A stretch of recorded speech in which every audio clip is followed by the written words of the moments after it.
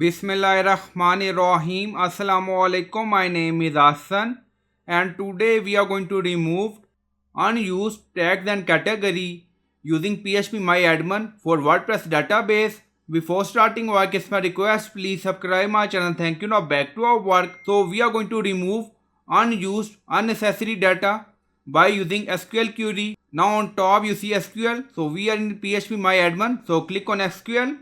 So we are in SQL. Now paste query and you'll find this query in video description or in comment section.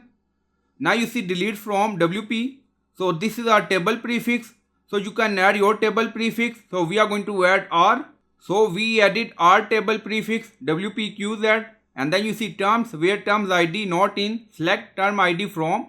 Again you see table prefix WP. So we are going to add R table prefix. So in query you can add your table prefix. So we are going to add WPQZ.